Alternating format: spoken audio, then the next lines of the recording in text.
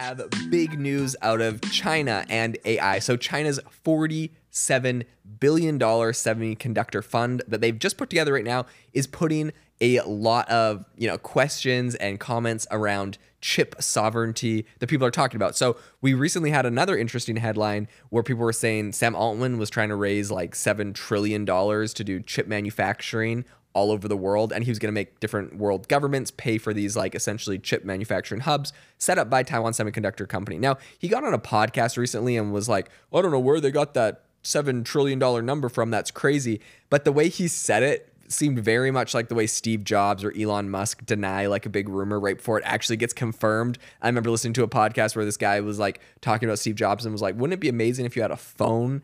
And then Steve Jobs is like, yeah, we did a bunch of research and it turns out nobody actually wants like their iPod Touch to be on a phone. So that's ridiculous. And then like 2 weeks later, they announced the iPhone. So he was totally just bluffing the guy.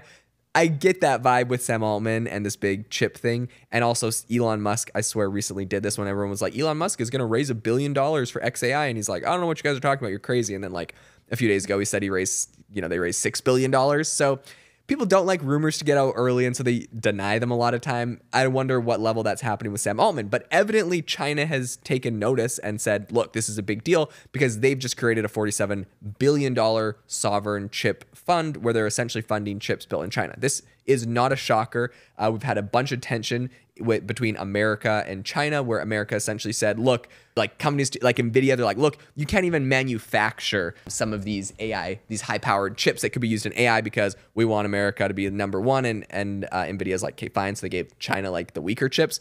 They used some software, and China used some software to try to get around this and make them just as powerful. People debate if that was actually possible. In any case, this is a big deal, and China obviously doesn't want to get left behind in everything going on. So they've been doing a lot of stuff. Right now, a lot of people are calling this the Big Fund. It's launched its third round, which is Big Fund 3, with 344 billion yuan, which is, $47 billion, larger than its last two predecessors. So the Big Fund 3 right now is trying to help China boost their semiconductor industry and essentially reduce reliance on other countries, cough, cough, Taiwan, who they might invade, and America. So really, I think they're trying to emphasize some of their self-sufficiency in semiconductor production, because even if China decides like, hey, let's just go take over Taiwan and grab all that, I think there's been a bunch of rumors recently where some of the leadership over at TSMC, Taiwan Semiconductor Company, said they have like kill switches in the Taiwan semiconductor factory that if China ever invades Taiwan, they're going to push it and destroy the whole factory.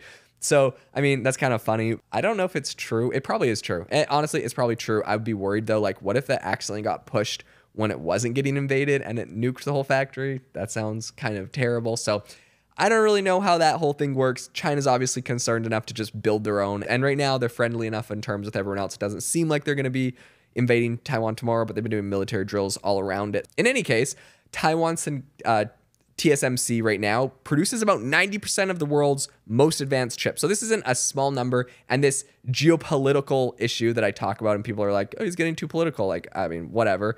It's like an actual issue that very directly impacts this entire thing. 70% of all of the most advanced chips are being built there. So any disruption in Taiwan is going to severely impact global chip supply. This is something everyone's concerned about. U.S. Commerce Secretary Gina Raimondo was noting that China produces about 60% of legacy chips, which are commonly used in cars and appliances. So if there really was this big trade disruption, the US would also be in trouble, and everyone else would also be in trouble if China decided they didn't want to ship chips, because sure, we're getting like 90% of the high-tech chips out of Taiwan, but 60% of the chips that we're using in cars and refrigerators and like other devices are getting the legacy chips are getting made in China. So it would be bad either way. I don't think, global war is a good idea for a lot of reasons, but especially for AI and for kind of this whole tech industry. So Heb Chen, who's a market analyst at IG, stated, quote, NVIDIA is walking a fine line between maintaining the Chinese market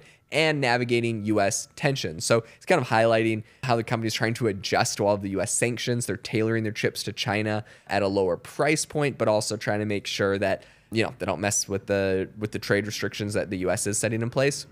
So what is the impact of quote unquote Big Fund 3? So I think despite really significant funding. The past investments have had kind of mixed results. Bloomberg was noting that there's a bunch of frustration among Chinese leadership over the slow development of domestic semiconductors.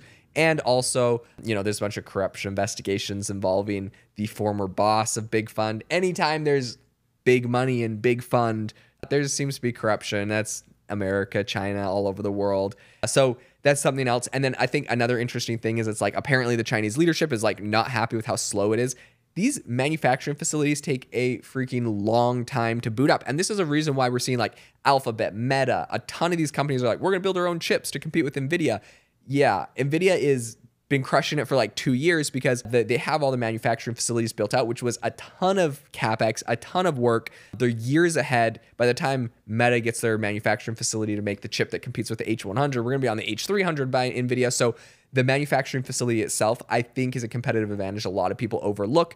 And China obviously is struggling. Like China, by the way, is very fast at building manufacturing facilities. If you look at Tesla's manufacturing plant, it was built in record time. I think like half the time it took them to build their Texas plant and maybe like 3 times faster than building their Berlin plant in Germany. So manufacturing plants are something that China's very fast at, and they're still mad about how slow it's getting built. So I think this just goes to show how difficult these manufacturing facilities really are. Listen, if you enjoyed the episode and if you learned anything new, I'm going to keep you up to date on how this goes. But the deal is, in exchange for keeping you up to date, if you could subscribe or follow, like this, and leave us a review wherever you get your podcasts, I would really, really appreciate it. And I hope you have an amazing rest of your day.